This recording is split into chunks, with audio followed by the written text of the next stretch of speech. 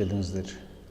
Біздің кезекті сабағымыз коэффициент ұқсас қосылғыштарды біріктіру деп аталады.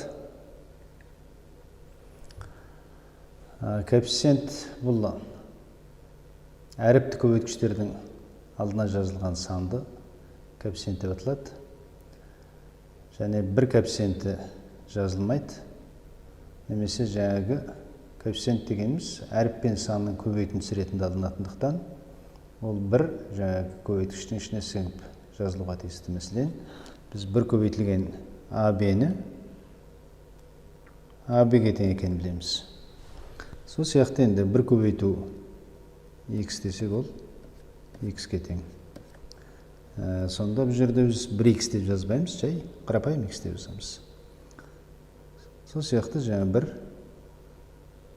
x, y деп жазылмайды, бұл тура x, y деп жазылады. Ал минус бір коэффициентінің орнына минус таңбасын қояды. Мысалы, мұнда минус бір көбейтілген AC деп жазудың орнына біз тура минус AC деп жазамыз. Мәселен, бұл жерде минус бір көбейтілген x минус y дегенді біз минус x минус y деп көреміз де. Жақшаны ашқан кезде бұны біз минус бірді жақшаның ішіне кіргізу деп айтамыз. Оның негізгі мағынасы жақшаны минус бірмен көбейту болып табылады. Ал минус бірмен x-ті көбейтсек, бұл жерде минус x шығатын түсінікті. Минус бірмен минус y-ті көбейтсек, ол плюс y шығады. Немесе бұл жерде минус таңбалы жақшаны ашқанда, жаңағы минус бірмен көбейту түрінде оны түсінсек, минус таңбалы жақшаны ашудың мағынасын біз толығырақ ұғынатын боламыз. Өрнектерді ықшамдап, коэффициенттерін табыңдар деген есеп екен. Бұл жерде бізге екі айнымалысы бар өрнектің көбейтіндісі беріліп отыр. Бұларды көбейту керек. Жаңа көбейткен кезде сан мен сандарын, әріп пен әріптерін көбейтіп, топтап көбейтуге болады. Немесе 0-нан 2 көбейтілген минус 0-нан 7. Жаңа бұны бір топтап көбейттік деп есептейміз. Ал міндетті түрде жақша қалып жазып отыру шарт емес. Оны біз ойша есептеп жазу беруімізге болады. Және А көбейту В. Немесе санды көбейткіштерді топтап көбейтеміз, әріпті көбейткіштерді топтап көбейту арқылы өрнекті ықшамдауға тиістіміз. Бұл жерде минус және плюс сандарды көбейткенде минус сан шығатын түсінікті. 0-дан 2 мен 0-дан 7-ні көбейтсек, 0,14 шығатын болады. AB деп жазылады. Бұл жерде коэффициент 0,14. 0,14 дегеніміз бұл өрнектің AB-нің коэффициенті болады. AB деген айнымалы өрнектің коэффициенті болады. Келесі мысалда минус А көбейтілген минус D. Бұл жерде минус көбейтіледі А, D болатын түсінікті. Бұл жерде коэффициент бізде жазылмайды 1. Бұл жерде коэффициент 1-ге тең, бірақ оны жазбаймыз. Бірақ 1 деген коэффициент бар деп түсінеміз. Ұқсас қосылғыштарды біріктіру туралы қарастырайық. Әріпті өрнектері бірдей, ал коэффициенттері бірдей емес әртүрлі болатын қосылғыштар ұқсас қосылғыштар деп аталады. Коэффициенттері бірдей болып болады, бірдей немесе әртүрлі болып болады. Тек қана жаңағы әріпті өрнектері бірдей болса, бұлар ұқсас қосылғыштар деп аталады. Ұқсас қосылғыштарды қосу, ұқсас қосылғыштарды біріктіру деп аталады. Ұқсас қосылғыштарды біріктіру үшін олардың коэффициенттерін қосып, шыққан нәтижені ортақ әріпті көбейткішке көбейту керек. Бұл туралы біз кейінгі мысалдарда қарастыратын боламыз. Жоғарыда аталған теориялық мағлұматтарда төменгі мысалдарда біз қарастырамыз. Біріншіде біз -2 көбейту жақшаның ішінде а минус 3v деген мысалды қарастырамыз. Бұл жерде көбейтудің үлестірімділік заңын қолданамыз. Көбейтудің үлестірімділік заңын біз 5 сыныпта өткенбіз. Жақшаның ішіндегі өрнекті, қосынды түрінде берілген өрнекті жақшаның сыртындағы көбейткішке көбейткенде, жақшаның ішінде көбейткіштердің әрқайсысын сыртындағы көбейткішпен көбейтуге тиістіміз. Немесе -2 мен а-ны көбейтеміз. Бұл -2а болады. Келесіде -2 мен -3-ті көбейтеміз. Бұл минус көбейтіледі, плюс болады, плюс 6v болатын түсінікті. Бұл жерде бұл -2а және плюс 6v деген екі қосылғыш.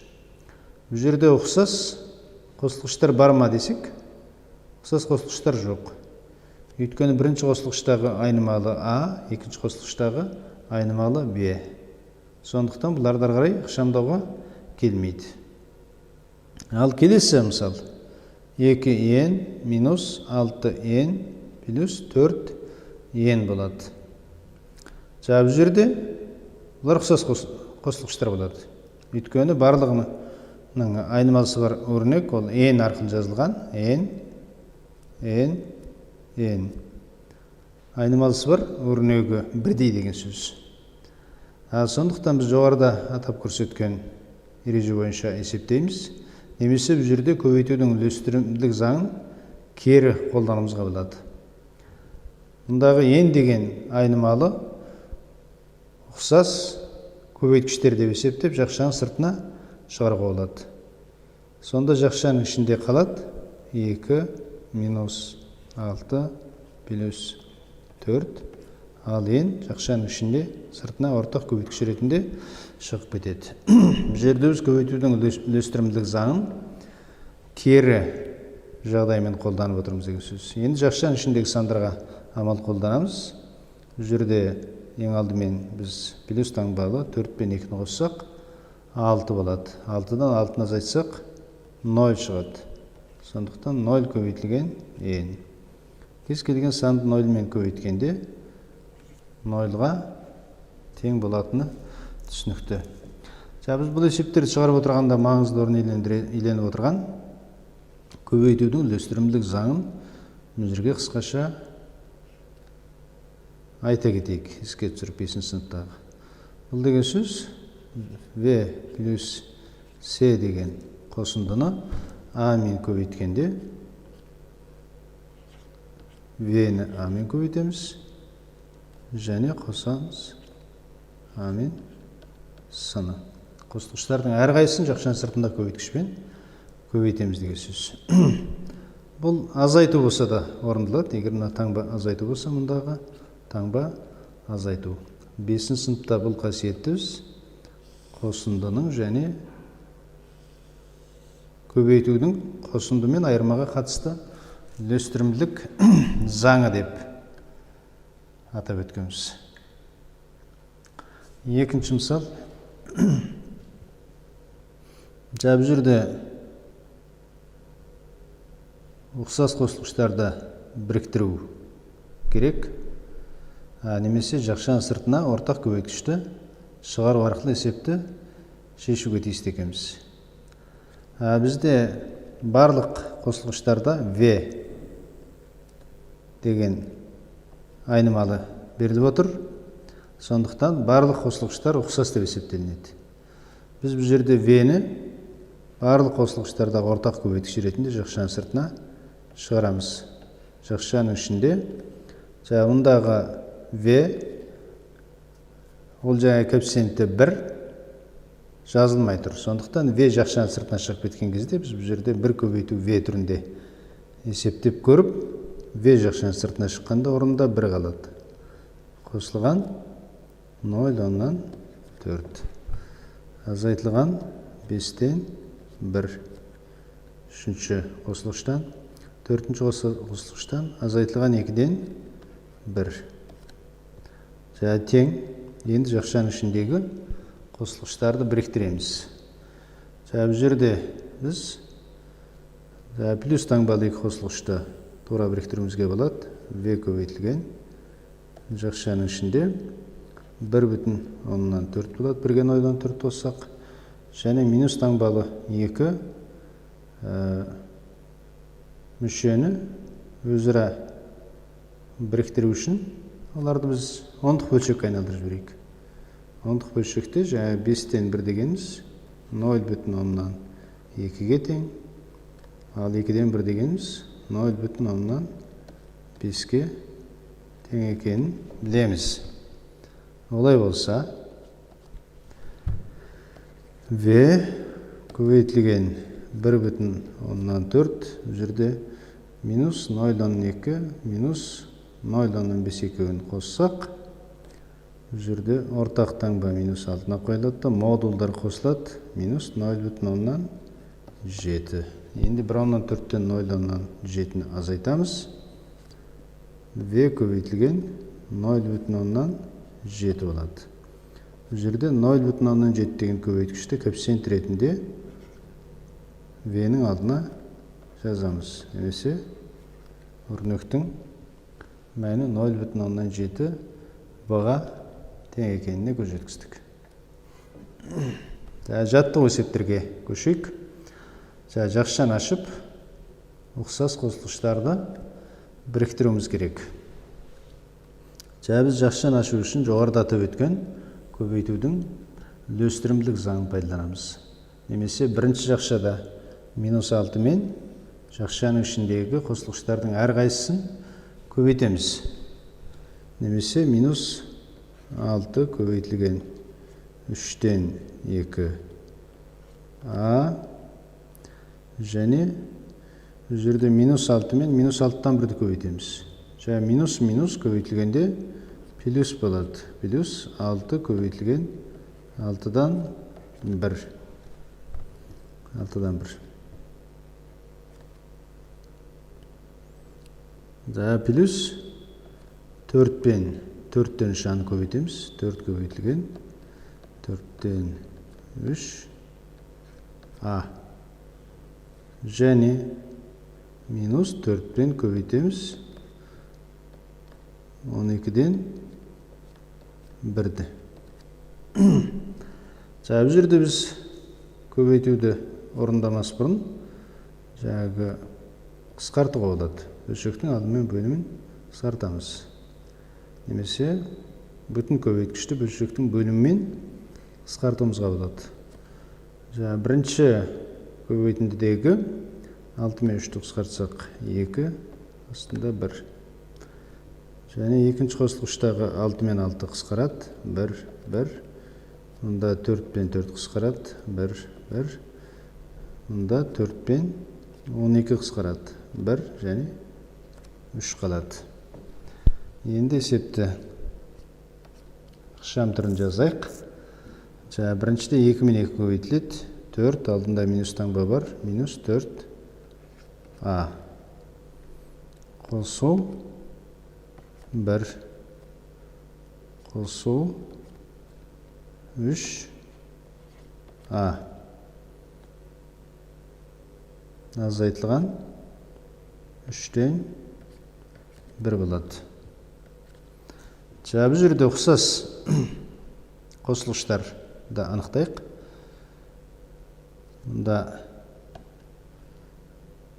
А деген айнымалысы бар қосылғыштар ұқсас. Минус 4А және 3А. Келесі айнымалысы жоқ қосылғыштар тағда ұқсас қосылғыштар деп есептелінеді. Осыларды бір жақшаға алып біріктіруіміз керек. Минус 4А және 3Аны бір жақшаға топтап аламыз. Қосу 1 және минус 3-тен 1. тең. Жоғарыда атап өткеніміздей аны жақшаны сыртына шығарып болады, немесе ұқсас қосылғыштарды біріктіру үшін коэффициенттерін қосып айнымалының қалпын жазуға тиістіміз. Бұл жерде біз ойша орындайық. -4-ке 3 қосамыз, -1. Ал -1 дегеніміз тек минус таңба ретінде жазылады, сондықтан -а болады. Қосу 1-ден 3-тен 1 алсақ, 3-тен 2. Сонда біз өрнектің мәні -а плюс 3-тен 2 болатынына көз жеткіздік. Екінші жаттығу теңдеуді шешіңдер деген есеп. Теңдеуді шешу үшін теңдіктің сол жағындағы өрнекті ықшамдауымыз керек. Ықшамдау үшін алдымен көбейтудің үлестірімділік заңын пайдаланып, жақшаны ашып көбейтеміз. -3 пен 3y-ті және 4-тің қай-қайсысын көбейтеміз. -3 пен 3y-ті көбейтеміз. Бұл жерде -9y болады. Коэффициентпен көбейтіледі -3. Ал -3 пен 4-ті көбейтеміз, ол -12. Екінші жақшаны ашып көбейтеміз 4 пенен. 4-ті 2y пен көбейтеміз, 8y. -1-ді 4 пен көбейтеміз, -4. Тең 0 түріне келеді теңдеуіміз. Енді ұқсас қосылғыштарды біріктіреміз. Бұл жерде бізде y бар қосылғыштар ұқсас және бос мүшелер өзара ұқсас қосылғыштар деп алынады. Немесе біз -9y плюс 8y жаңағы бір жақшаға алуымыз керек. Қосу екінші жақшаның ішінде санда немесе бос мүшелерді аламыз. Мұнда -12 және -4 тең 0.